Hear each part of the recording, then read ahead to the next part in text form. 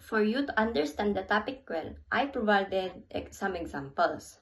First example is a seafarer lost his right hand while working on a ship. So as a result, he is entitled to a high-grade disability benefit, possibly grade 3. The scenario was, the seafarer was doing his job on board a ship when an accident happened, and he lost right hand, maybe due to a machine, heavy equipment, or other work-related danger. This is a very serious and permanent injury. So, what benefit he can get in these circumstances? Seafarer who loses his right hand while working on a ship is entitled to significant disability benefit under the POEA Standard Employment Contract. The injury classified as a serious permanent disability can result in a high-grade disability compensation, potentially grade 3. This classification depends on factors like severity of the injury, the seafarer's rank, and also a medical assessment. Here are the key benefits. Disability compensation, a substantial monetary compensation based on the injury severity. The loss of a hand is considered a grade 3 disability due to its impact on the seafarer's ability to perform work tasks. So second is permanent total disability. If the injury prevents the seafarer from returning to his usual work at the sea, he may be classified as having PTD, allowing him to receive maximum disability benefits. The exact classification and compensation will be determined by the company-designated doctor based on medical evaluation and the disability schedule. So example number 2 is a seafarer gets lung disease due to exposure to chemical on board. So as a result, if proven work-related, he will receive disability benefits under Section 32. The scenario was, a seafarer was working on a ship, and while doing his job, he was constantly exposed to strong chemicals, like cleaning agents, fuel paints, or toxic fumes. Because of this, he developed a lung disease. For example, difficulty breathing, lung infection, and serious damage to his lungs. So, a seafarer who develops lung disease from exposure to chemicals on board may be eligible for disability benefits under Section 32 of the POEA Standard Employment Contract. So, kailangan niyang patunayan na yung illness ay work-related. So, ano nga ba ang kailangan niyang gawin? First, proving work-related illness. The seafarer must demonstrate that he was medically fit before working on the ship. Second, the lung disease developed while on board. And kailangan niyang mapatunayan na yung lung disease ay na-develop lang nung nagtatrabaho na siya. And third, the chemicals he encountered are harmful. Kailangan niyang i-prove na yung mga chemicals na ginagamit nila sa trabaho ay harmful. So fourth, a doctor confirms the work-related cause of the disease. Kailangan ma-confirm ng doktor na yung cause ng disease na yon ay yung mga chemicals nga, and then kailangan niya ma-confirm na work-related yung cause kaya siya nagkaroon ng lung disease. So what law supports this? So Section 32 outlines occupational disease including those caused by chemical exposure. So ano nga ba yung mga benefits na makukuha niya kapag napatunayan niya yung lung disease ay cause ng trabaho niya? So first is disability benefits. So ito ay compensation na base sa kung gaano kalala yung lung damage, and this assigned by grade. It may be grade 1 to grade 14. Yung mga serious na case may be graded as 2 or 3.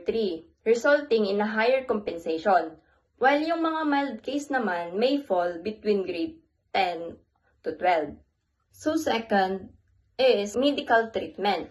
The employer is responsible for covering hospital bills and treatment while the contract is active. If napatunayan nga na yung lung disease ay nakuha niya sa trabaho.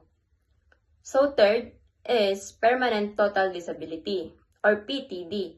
If the disease severely impairs his ability to work at sea, he may be classified as permanently totally disabled, allowing for maximum compensation. So to get those benefits, kailangan mo pang mag-prove ng madaming bagay. Kaya napaka-crucial yung process para ma-access mo yung benefits na yon. Sample number 3 is a seafarer dies in an accident on board the ship. So as a result, his family will receive $50 plus $7 per child. But this $7 is just up to 4 children. So since a seafarer dies in work-related accident on board a ship, his family receives compensation under Section 32 of the Philippine Overseas Employment Administration, Standard Employment Section. This includes, first, death benefit, a $50 payment to the primary beneficiary.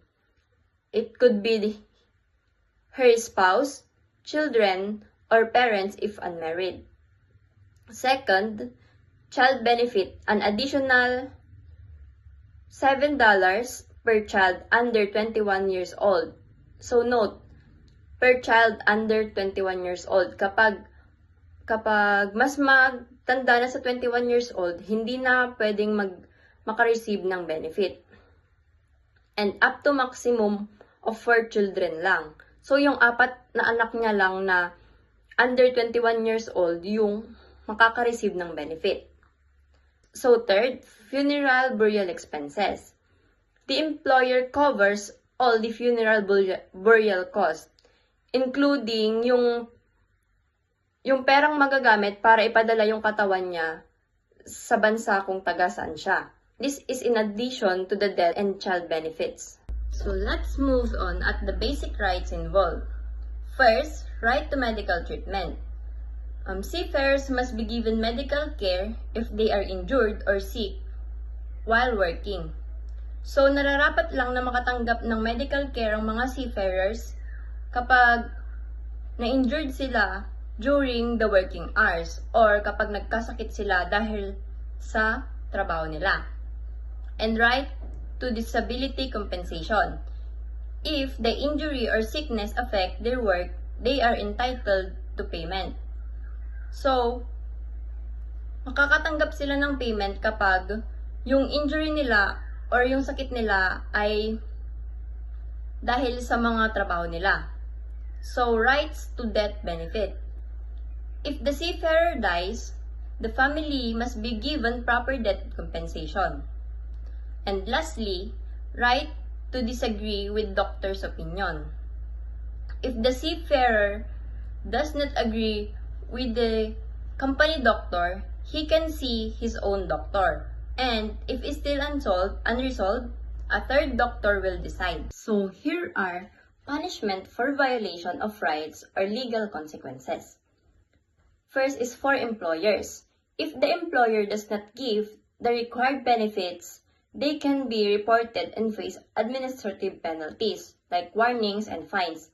So sa madaling salita, nararapat lamang na i-provide ng employers yung mga benefit na kakailanganin ng kanilang employee. Second, if they hide or deny valid claims, they may face legal cases or pay damages. So kunwari, nagtatrabaho yung seafarers, then na aksidente siya. And meron namang nakakita na na-aksidente talaga yung seafarer during the working hours. So, kapag nag-file ng claim yung seafarer and nireject nila ito, pwede silang humarap sa legal cases or magbayad ng damages. My third is if the employer fails to repatriate a sick or dead seafarer, they can be sued. So, kailangan kapag merong namatay or kapag merong may sakit na seafarer, maipadala nila agad sa Pilipinas kasi pwede silang makulong dahil dito kapag na-delay ito. Kapag sa seafarers naman, fake or false claims will be denied.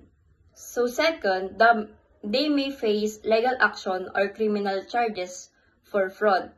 So here are procedure to have benefits. First, report injury sickness immediately.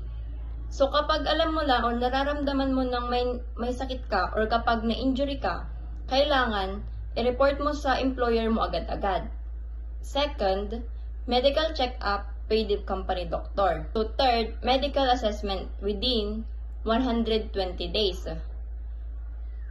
Must be done within 120 days. And pwedeng mag-extend to 240 days depending sa injury na meron ka. Fourth is second opinion. Pwede kang pa-consult sa second doctor mo if hindi ka naniniwala sa result na binigay ng company doctor. So third is doctor rule. If there's still disagreement, both sides pick a third doctor whose decision is final.